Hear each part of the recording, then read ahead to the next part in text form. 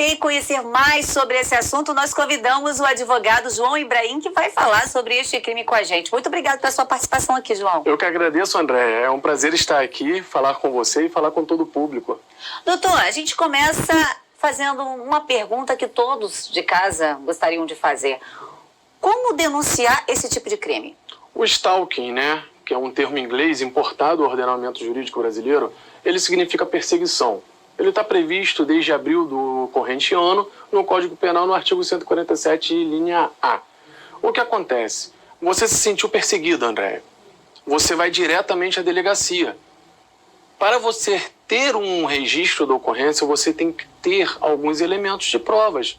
Então, você vai pegar uma mensagem no seu celular, você vai pegar um e-mail que lhe foi encaminhado, ou então qualquer tipo de conversa, ou qualquer tipo de elemento que demonstre que você está abalada psicologicamente ou está tendo sua liberdade de locomoção em si restringida. É um crime que precisa de representação. Como a gente viu na reportagem, a maioria dos casos acontece por o casal, ou seja, se separar e o outro não aceitar o fim do relacionamento e acaba virando um problema, né? Essa perseguição. Sim. Nesse caso, a justiça, o registro é feito na delegacia ou pode procurar uma justiça comum? Então, vamos lá. Inicialmente, a pessoa que se sentir perseguida, tiver sua liberdade de locomoção ou então um abalo psicológico efetivado pelo seu ex-companheiro, ela pode se dirigir diretamente à delegacia para fazer o registro. Desse registro vai ter uma investigação, dependendo dos elementos de provas que existirem no registro, para posterior ser encaminhado ao Ministério Público para a denúncia.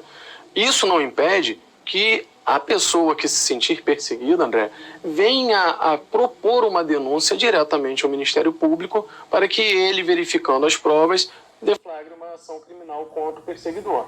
Agora, a rede social facilita muito para a prática desse crime, né? Sim. Justamente se ela tiver um perfil aberto, uma exposição de onde vai, o que faz. Hoje todo mundo se mostra, né? Sim, fisicamente. Sim. Isso facilita bastante? Facilita muito e é um dos meios mais praticados, que é chamado cyberstalking, né? Por exemplo, as pessoas utilizam muito hoje uma rede social para se expor, conforme você mesmo falou, André. E essa exposição, ela gera um público. Dependendo do tipo da exposição, o público-alvo em si pode vir pelo direct a falar com ela. Mas não só falar. Pode vir de forma muito assídua assediá-la diretamente. Por exemplo, se for uma mulher a vítima, e ela pode se sentir incomodada de sair, de se locomover, de frequentar determinados locais com medo de algo acontecer. Ela pode bloquear se ela quiser. Sim, ela tem o direito e tem a livre o arbítrio dela de vir a bloquear não só a pessoa, mas também como perfil, para evitar que possa vir a ter qualquer tipo de ação. Então, podemos afirmar então que o crime vai além da espionagem? Sim, vai muito além da espionagem, vai diretamente através de um acesso à própria intimidade da pessoa que é vítima. Não só a intimidade, a privacidade em si. É um tipo de crime, André, que a pessoa que pratica pode praticá-la através de olhar por cima do muro. Uma prática reiterada de você olhar por cima do muro. De você querer olhar pela brecha da porta, pela brecha da janela. De você coibir a pessoa de frequentar determinados locais com a sua presença ali. Aquela coisa de ficar vendo se você está online ou não está online, é um stalking?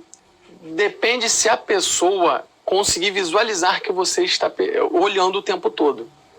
Se ela se sentir incomodada com isso e conseguir provar na minúcia ali da atitude do stalkeador que você está psicologicamente, por exemplo, abalada com aquilo, e esse abalo psicológico lhe impede de ir numa academia, de ir num bar, num restaurante ou qualquer tipo de ato comum do nosso dia a dia, sim, você pode registrar uma ocorrência contra ele. Doutor, o Código Penal trouxe foi a possibilidade de prisão por até 3 anos quem comete esse crime, né? Sim, André.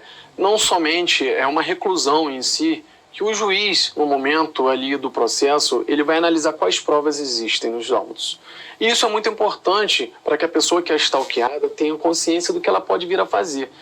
No momento que ela se sentir coagida, impedida de locomoção, pavorosa com a atitude do stalkeador, ela pode pegar prints de WhatsApp, e-mails que ela receber, mensagens, ligações reiteradas. Ela pode printar esses documentos, esses elementos e levar para o processo. Tanto o processo judicial como o procedimento do inquérito policial também.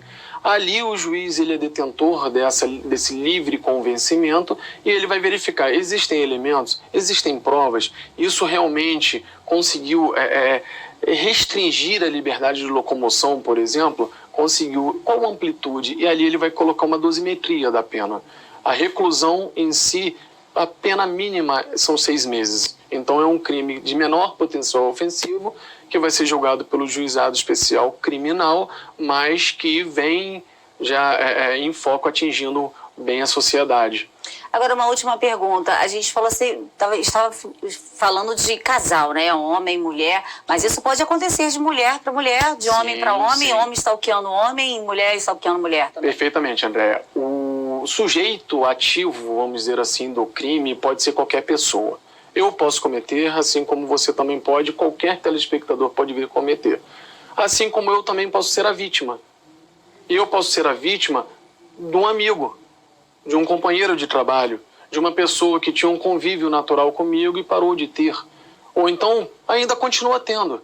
Não existe uma restrição de quem pode ser vítima ou quem pode ser o agente realmente que comete o delito. Muito obrigada pela sua participação. Gostaria que deixasse uma mensagem para as pessoas tomarem cuidado a partir de agora, então. Sim. Não tenha medo, não tenha receio. Você tem uma lei que lhe protege. Você tem agentes públicos que podem vir ali proteger.